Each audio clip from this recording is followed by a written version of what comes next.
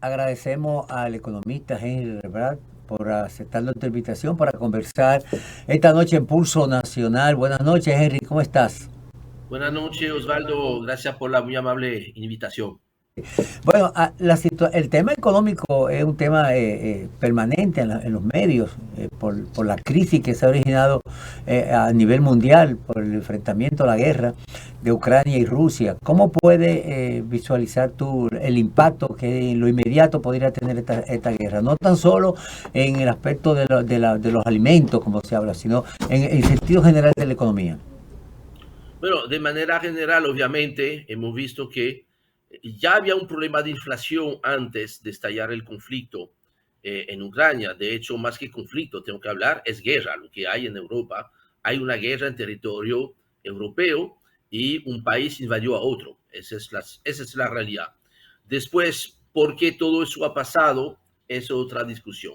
¿Cómo eso está afectando a la economía global? Pues al problema de inflación que ya era problema antes de la guerra, se ha magnificado aún más este problema, con además la posibilidad de que haya nuevas rupturas de abastecimiento, especialmente en productos alimenticios, como los cereales, como el trigo, y eventualmente algunos productos industriales o inclusive productos como los enlatados que usan, por ejemplo, en el caso de la República Dominicana, el año pasado la industria dominicana había importado por cerca de 300 millones de dólares de materiales desde Ucrania, ¿no? Entonces, esta situación ha hecho que los precios del petróleo que se encontraban ya a niveles altos, alrededor de $90 el barril, se ha disparado hasta 130, ha bajado algo en el transcurso de la semana, pero hoy hemos visto cómo el petróleo volvió a subir arriba de $110. Los precios de los alimentos han seguido creciendo. La FAO, que es este organismo de las Naciones Unidas que publica mensualmente los índices de precios de los principales alimentos a nivel global, en su informe de marzo, que corresponde a los datos de febrero, muestra que los 6 índices de alimentos han superado el nivel histórico que era del 2011. Finalmente, para países como la República Dominicana, hay también un impacto directo y luego esperamos que no haya también el impacto indirecto sobre el sector turismo. Para un país como la República Dominicana, el mercado ruso era este año, se proyectaba como el mercado número 1 desde Europa, con llegadas esperadas entre 500,000 y 600,000 turistas. Casi habían entrado 100,000 turistas rusos entre enero y febrero.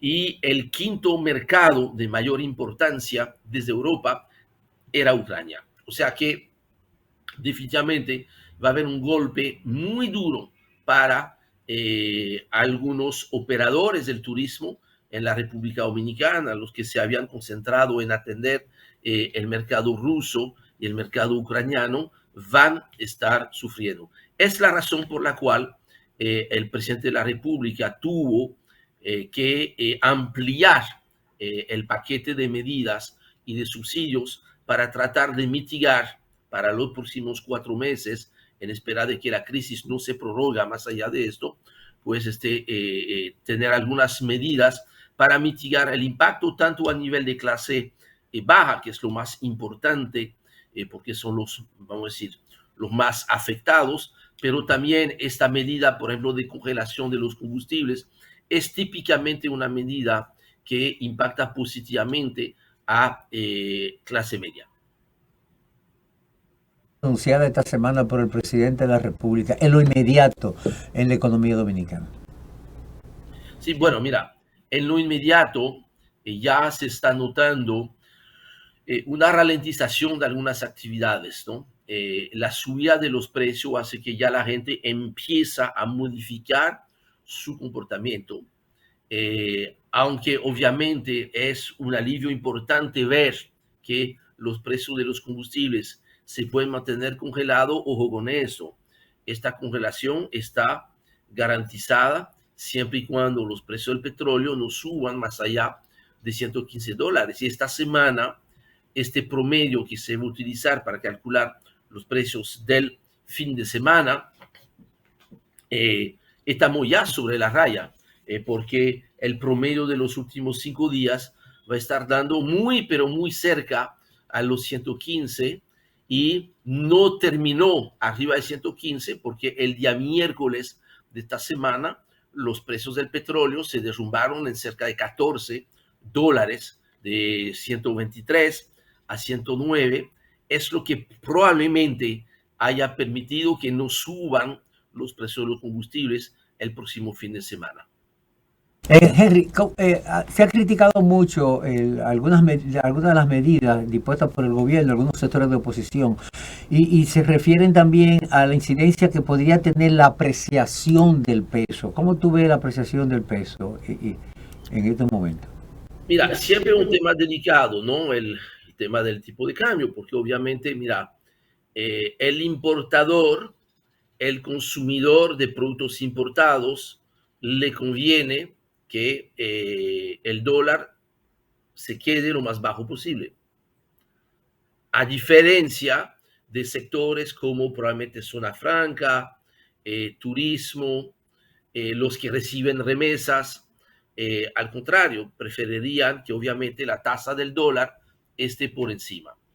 ¿Qué pasa? Es que creo que el Banco Central ha tratado, ¿no? Con la muy fuerte baja que se registró, porque eso fue, hubo un antes y después del mes de febrero. Prácticamente de octubre del año pasado a el final de enero de este año, el dólar había vuelto a tomar la tendencia, vamos a decir, acostumbrada en República Dominicana, de una apreciación de poquito a poquito, de una apreciación, vamos a decir, muy previsible, ¿no? De hecho, vimos como que en octubre subió, en noviembre subió, diciembre subió 60 centavos, en enero subió 30 centavos y se esperaba, ¿verdad?, que eso iba a ser la tendencia. Sin embargo, en febrero la sorpresa mayúscula ha sido que lejos de subir, el dólar bajó prácticamente 3 pesos. Eso es una baja que no se veía, una baja tan fuerte, no se veía desde los meses después a la crisis bancaria del 2003-2004. Lo importante con el tipo de cambio es que haya estabilidad y predecibilidad, que no haya movimientos demasiado de altibajos, ¿no? Y creo que lo que se está buscando con esta medida era de tratar de que baje el dólar a 55, que es donde se encuentra actualmente.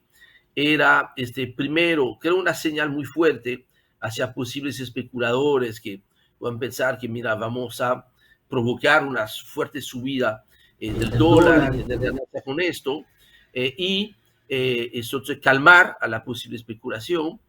Y dos, obviamente, al tener un tipo de cambio más bajo, esto estaría ayudando al país con el tema de la inflación. La inflación en la República Dominicana está muy netamente relacionada con productos importados y obviamente importar a 55 en vez de importar a 58.30, que fue la tasa de cambio al inicio del año pasado, el 2021, pues esto es un pequeño alivio para el consumidor final. Pero hay una buena producción agrícola en el país, hay producción local que puede suplir la demanda nacional. Sí, pero eso es otro tema. Recuerda que una parte importante de la producción nacional, huevos, pollos, carne de cerdo especialmente, un componente importante del costo de producción es un costo importado, porque hay elementos que tenemos que importar para producir esos bienes. O sea que en este sentido, efectivamente, esto da un pequeño alivio en momentos cuando tuve que, por ejemplo, los granos que se utilizan, los cereales, el trigo, el maíz, han tenido un incremento de precio considerable a nivel mundial y eso es lo que ha disparado, aunque estemos produciendo aquí en el país pollo, huevos, carne de cerdo, eso ha disparado el costo de producción y en última instancia el precio al consumidor. Y por dicha estamos produciendo esos bienes, pero tenemos que entender que aunque se estén produciendo en el país, dependen de elementos que son netamente importados. Sí, Henry, una de las características particulares de esta administración y es el esfuerzo que ha hecho el presidente Luis Abinader de inyectar de un optimismo a la población, de incentivar a los inversionistas, y él está apostando a una rápida recuperación de la economía dominicana. Se han utilizado algunas figuras como la figura del fiduciario para hacer algún tipo de acuerdo y sobre todo la alianza público-privada. ¿Cómo tú ves esa iniciativa? No, obviamente son cosas que deberían de volver a la orden del día cuando baje un poco el polvo después de esta crisis. Esta crisis a la cual se está enfrentando el país y todos los países del mundo es probablemente uno de los peores choques económicos que le ha tocado, ¿no?, a la economía global y a todos los organismos internacionales, las agencias, los bancos de inversión actualmente están trabajando en revisar hacia la baja de manera sustancial las proyecciones.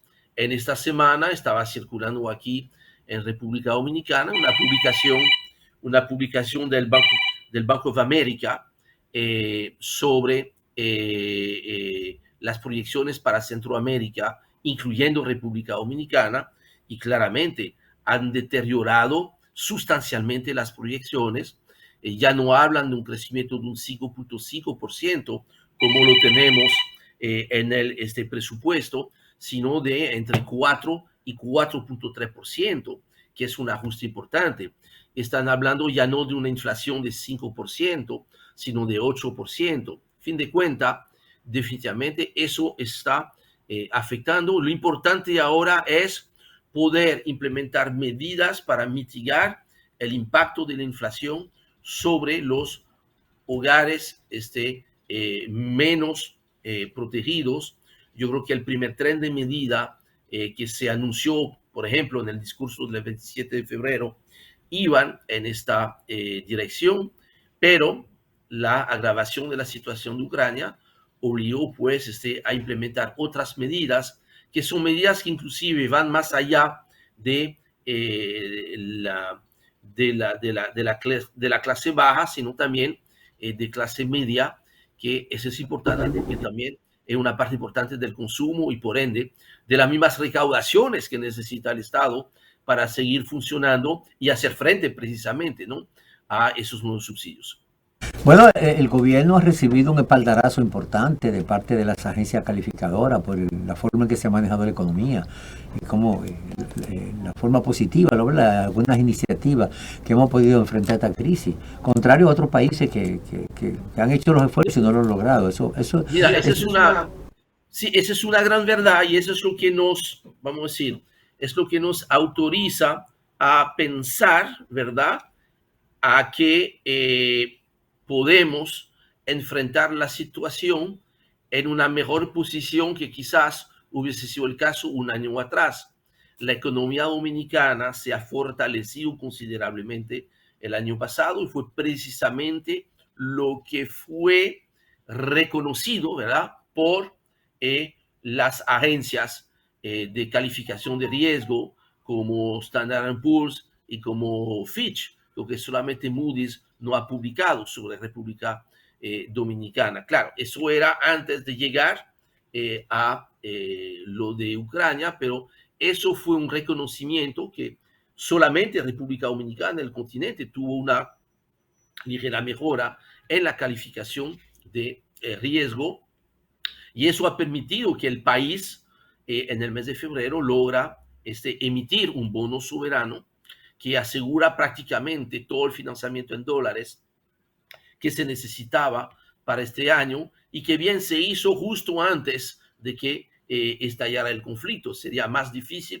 más costoso, sobre todo colocar este mismo bono si fuese ahora. O sea que creo que en resumidas cuentas, a pesar de la dificultad de la situación, yo creo que importante concientizar a la población, al sector empresarial, especialmente las pequeñas y medianas empresas, de que la República Dominicana está entrando en zonas de enormes turbulencias internacionales y que por eso lo tenemos que asumir como parte del nuevo escenario, que es obviamente mucho menos favorable de lo que quizás estábamos pensando o proyectando hace 2 meses atrás, cuando justo estábamos empezando a trabajar este año 2022. Mucho va a depender ahora de que tanto puede escalar la situación en Ucrania, qué tan larga puede ser esta guerra en Ucrania y después cómo volver a una nueva normalidad. Es altamente probable que la nueva normalidad después de la guerra es diferente de la que teníamos obviamente antes del conflicto. Henry, se ha criticado también los niveles de endeudamiento que ha ocurrido el gobierno, pero frente a esta situación, ¿cómo tú evalúas eso? Mira, el endeudamiento fuerte que estuvo relacionado con el COVID y fue en el año 2020. Recuerda que el nuevo gobierno entrante tuvo que hacer a la carrera dos cosas: redefinir completamente el presupuesto, porque el presupuesto del 2020 no contemplaba, por supuesto, todos los programas asistenciales que había que mantener para atender a la población. Eso costaba mucho dinero, por eso que hubo una emisión de bonos en septiembre del 2020, que fue la emisión grande. Ahora, el año pasado es importante señalar que gracias a la recuperación de la economía dominicana, hubo que buscar menos deuda de lo que estaba planeado, e inclusive el porcentaje de la deuda como porcentaje del Producto Interno Bruto, lejos de subir, ha bajado sustancialmente, que fue una buena sorpresa.